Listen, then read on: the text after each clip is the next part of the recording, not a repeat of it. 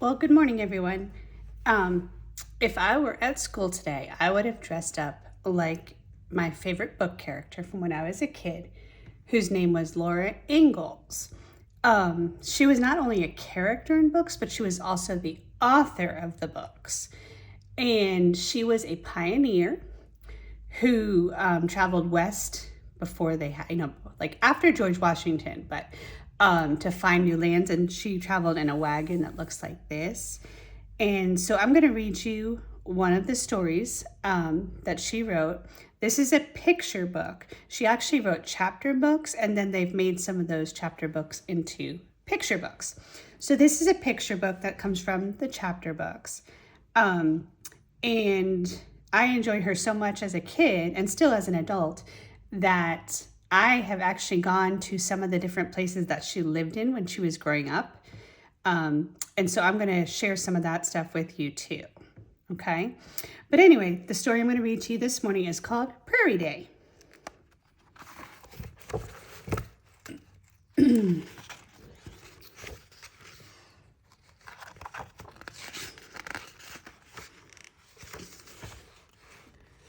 Once upon a time, a little girl named Laura, her pa and her ma, her big sister Mary, her baby sister Carrie, and their good old bulldog Jack headed west in their covered wagon for the prairie.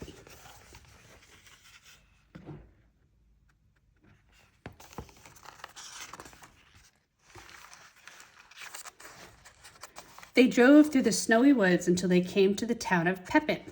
Pa went inside the store to trade his furs of things they would need on their journey. Ma and Laura and Mary ate bread and molasses in the wagon, and the horses ate corn from the nose bags.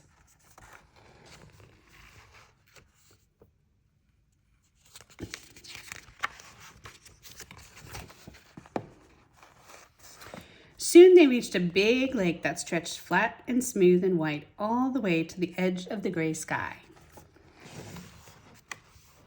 The horses' hoofs clop-clopped and the wagon wheels crunched as Pa drove the wagon onto the ice. Laura didn't like it, but she knew nothing could hurt her while Pa and Jack were there.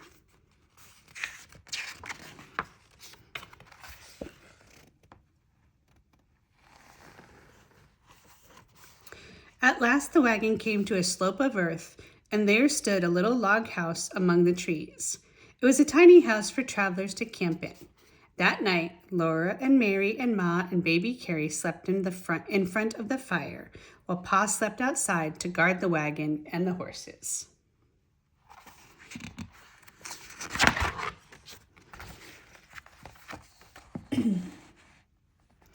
Every day after that, they traveled as far as the horses could go, and every night they made camp in a new place. They crossed too many creeks to count and drove across long wooden bridges. They saw strange woods and even stranger country with no trees.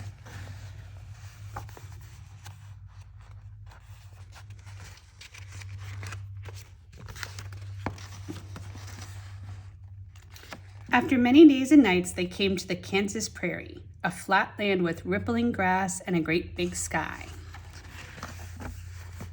The wind blew Laura's straight brown hair and Mary's golden curls every which way.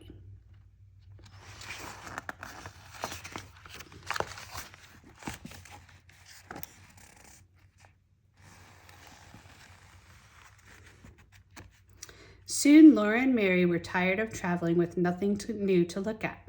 Poor Jack was tired too. At last, Pa stopped the wagon and said, "We'll camp here a day or two."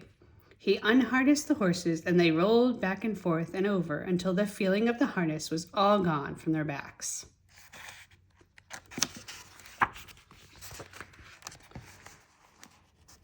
Pa cleared a space in the prairie grass for a fire, and Laura and Mary helped Ma get supper.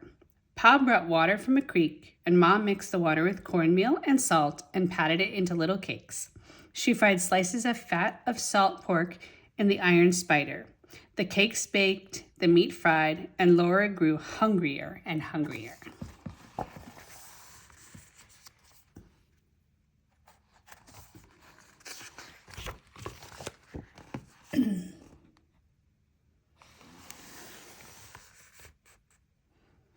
At last supper was ready. Pa and Ma sat on the wagon seat, and Laura and Mary sat on the wagon tongue. Each of them had a tin plate and a steel knife and a steel fork. Ma had a tin cup, and Pa had a tin cup, and baby Carrie had a little one of her own, but Mary and Laura had to share their tin cup.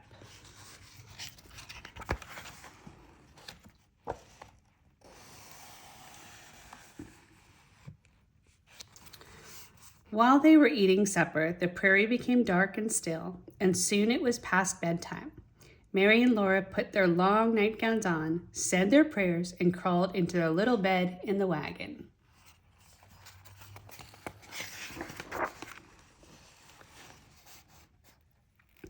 The next morning, they all sat on the clean grass, and ate pancakes and bacon and molasses.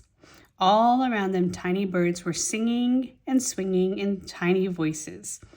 "Dicky, Dicky," Laura called to them. "Eat your breakfast, Laura," Ma said. "You must mind your manners, even if we are 100 miles from anywhere."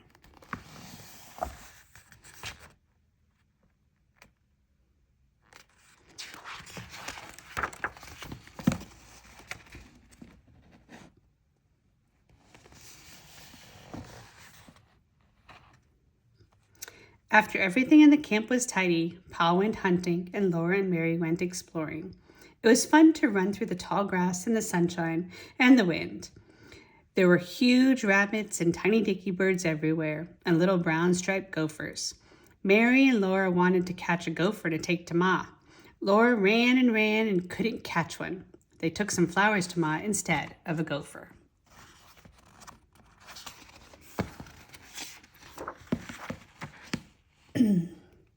Before long, the sun was low and Pa was coming across the prairie. Laura jumped up and ran to him and hippity-hop through the tall grass beside him.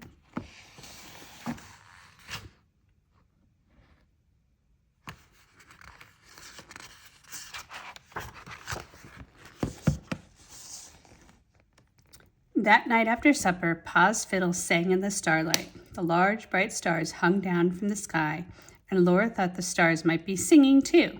Soon it was time for little girls to be in bed, so Ma tied on their nightcaps and tucked them into bed. Tomorrow they must be on their way again to find their new little house on the prairie.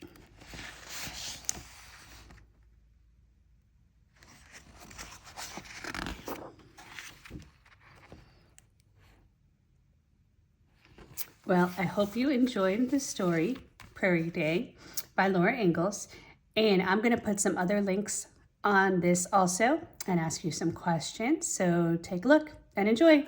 See you on Monday.